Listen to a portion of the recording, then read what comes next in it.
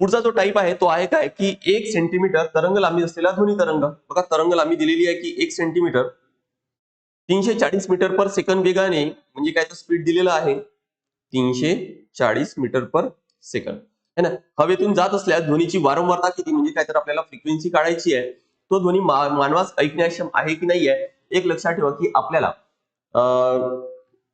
कोणता ध्वनी हा ऐकण्याक्षम असतो, तर त्यासाठी फ्रिक्वेन्सीची रेंज आहे ती किती, तर ती आहे 20 पासून 20,000 हर्ट्झ, 20 पासून 20,000 हर्ट्झ किंवा 20 किलो हर्ट्झ म्हणून या रेंज मधलीच फक्त फ्रिक्वेन्सी आपल्याला ऐकण्याक्षम असते. ज्याची कारण जेवढी जास्त असेल त्याची रेंज तेवढी जास्त असणार आहे.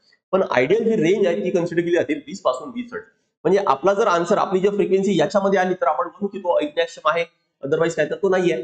तुम्हाला पण स्वतः पण ट्राय करता येईल, गुगलवर जायचं आणि काय तर audio generator off different frequency असं काहीतरी सर्च करून बघा. एखादी साईटवर जा आणि तिथं तुम्हाला नॉब दिलं राहील आणि तो फक्त काय तर तुम्हाला चेंज करायचा आहे. चेंज करून वेगवेगळ्या फ्रिक्वेन्सी काय तर तुम्हाला जनरेट करता येईलच. ठीक आहे. तर आता बघा की आहे काय तर आपल्या सगळ्यांनी फ्रिक्वेन्सी काढू आणि या रेंजमध्ये जर असेल तर आपल्याला काय तर ते ऑडिबल आहे, ऐकण्याक्षम आहे, अदरवाईज काय तर ते ऐकण्याक्षम नाही.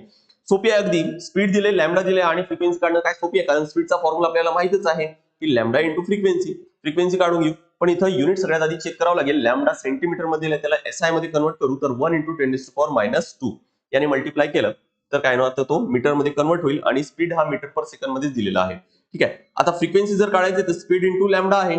स्पीड किती आहे तर 340 आणि लॅम्बडा किती आहे तर 10⁻² लिहू आपण है ना. 1 इंटू 10⁻² म्हणजे -2. आता -2 वर घेऊन गेलं तर 340 गुणाकारामध्ये 10⁻² होणार. याचा अर्थ 340 वर 2 शून्य आपल्याला द्यावे लागेल आणि हे काय ना तर इथं हर्ट्झ येणार. राईट. तर इथं काय लक्षात येते की आपल्याला फ्रिक्वेन्सी किती आलेली आहे तर 34,000 फ्रिक्वेन्सी आलेली आहे. 34,000 म्हणजे या रेंज मधली नाही, या रेंज मधली नाही. याचा अर्थ काय की फ्रिक्वेन्सी वारंवारता किती आहे 34,000 हर्ट्झ आहे किंवा 34 किलो हर्ट्झ आहे.